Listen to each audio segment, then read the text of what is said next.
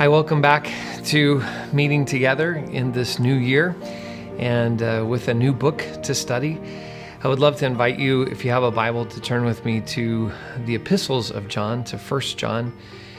Over the last year or so, we studied the Gospel of John together and the way that John thinks about what the Word made flesh looks like and what we learn about God the Father through God the Son.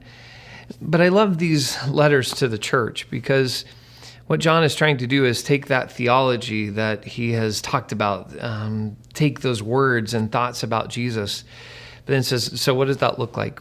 What does a community that reflects the life of Jesus look like? And so as we study 1 John together, we're going to think about what does the community of Christ look like? What does the common life of the community, which is not common at all, but extraordinary, what does that extraordinary common life look like? In this session together, I would invite you to turn to the second chapter. I want to begin reading at verse 3. Here's what John writes. This is how we know that we know him, if we keep his commandments. The one who claims, I know him, while not keeping his commandments is a liar, and the truth is not in this person. But the love of God is truly perfected in whoever keeps his word. This is how we know that we are in him. The one who claims to remain in him ought to live in the same way as he lived. Dear friends, I'm not writing a new commandment to you, but an old commandment that you had from the beginning. The old commandment is the message you heard. On the other hand, I'm writing a new commandment to you, which is true in him and in you, because the darkness is passing away and the true light already shines. The one who claims to be in the light while hating a brother or sister is in the darkness even now. The person loving a brother or sister stays in the light, and there is nothing in the light that causes a person to stumble. But the person who hates a brother or sister is in the darkness and lives in the darkness and doesn't know where to go because the darkness blinds the eyes. I have a number of favorite scholars, but some of you who know me know I really am a fan of a particular Old Testament scholar by the name of Walter Brueggemann. Dr. Brueggemann is in his 80s, and still writes prolifically, is a great Old Testament scholar. I love to read anything of his that I can get my hands on. If you were to ask me, do I know Dr. Brueggemann, I would probably say yes. I know him in part because I've read a lot of his books. I've met him a couple of times and heard him lecture, and a couple of times he's been kind enough to hang out afterwards and have a brief conversation with me about theology, the Old Testament ministry, etc. So in a sense, I know him. But I have a friend named Brent who really knows him. They teach in the same town. My friend is an Old Testament scholar, and once a month they would meet for breakfast and have long conversations. In fact, a couple of years ago at an academic conference, I had a funny thing happen. One of my friends and I, we made our way over to a presentation where Dr. Brueggemann was giving a paper, and afterwards we hung out, said hi to him, had a short conversation with him, and we were so excited that we had found our way into this conference. And as we were leaving, we ran into my friend Brent, and he said, "Where have you been?" And I said, "Oh, we were over. We listened to Brueggemann give a paper, and it was so fun. We got to meet him." He goes, "Oh, that's great. I just had breakfast with Walter this morning." And my friend and I went, "Oh, we know him, but my friend really does know him, knows him deeply, knows a lot about his life." And in some ways, I'm very jealous of that relationship.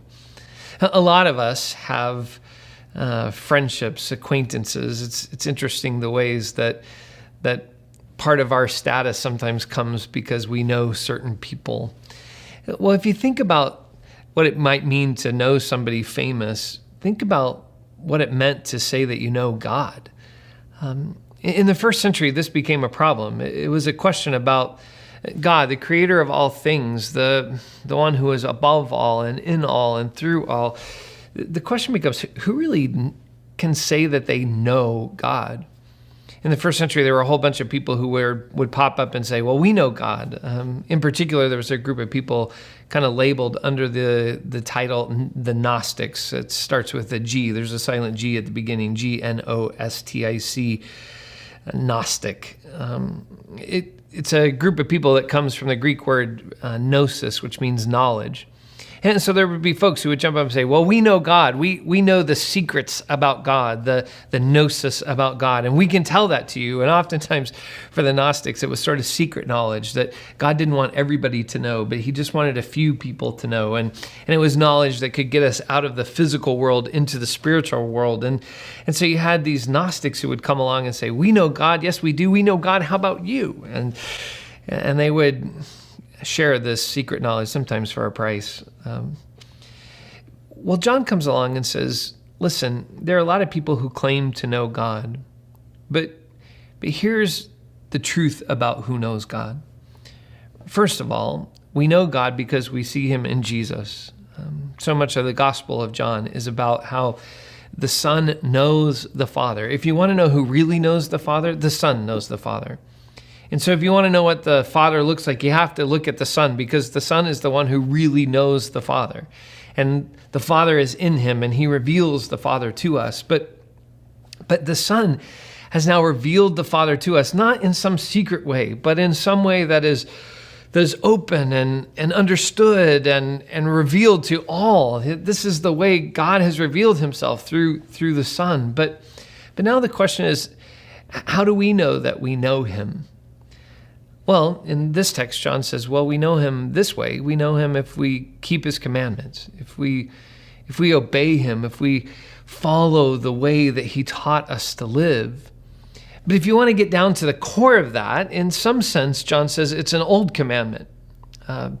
You can go back to the Old Testament to say, if you want to summarize all of the laws together, it can be summarized this way: love the Lord your God with all your heart, soul, mind, and strength, and love your neighbor as yourself. In some way, that's just the basic. That's the old commandment. But John says, but it's also kind of refreshed. It's renewed. It's amazingly new in Christ Jesus, because now we have seen it in action. Now we understand the depth of it. Now we understand this command not just applies to the people that are near us or our kin or are part of our nation, but now we understand, man, this law of love extends even to our enemies as well. It is the very fabric of who God is, that God is love. And in him, there is no darkness at all, John wants to say. So if you want to know that you know God, then you walk in the light and you live a life of love. Whoever says that they know God, and this is the repeated theme in the epistles of John, whoever says that they jump up and say, oh, I know God, but they don't love their brother or sister, they don't live a life devoted to learning what it means to be an instrument of divine love in the world, they're lying. They don't know God.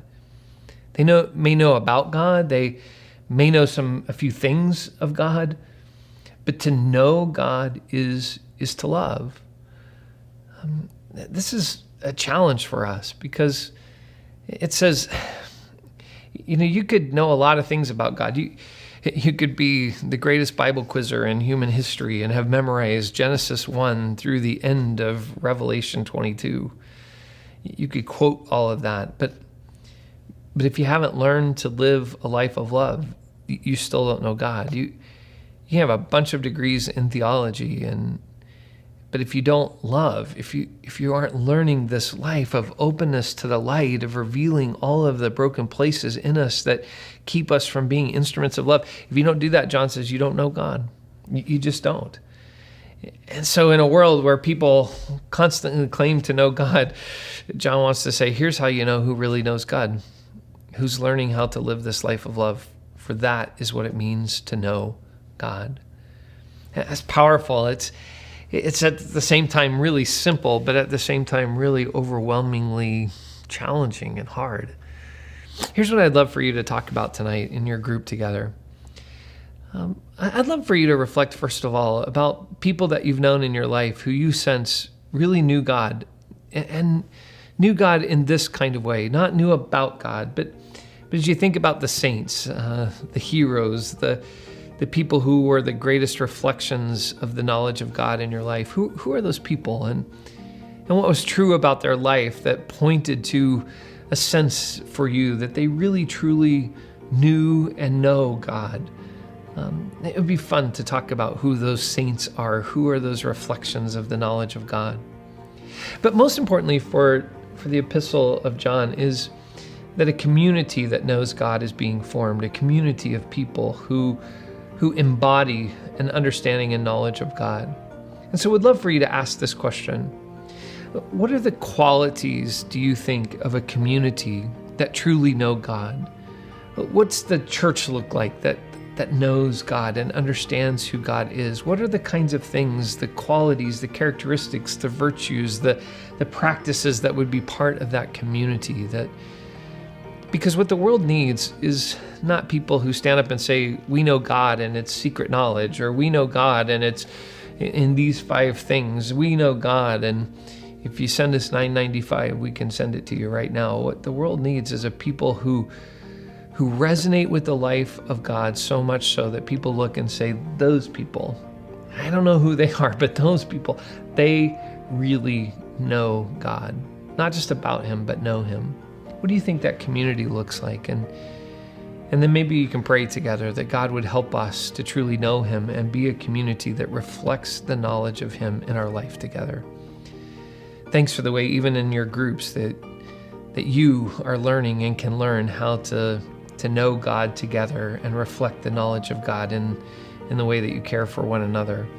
So I'd invite you in this session together to pray for each other and to find ways to express the love of God, the fact that you know God to one another. I know he'll bless you in your time together.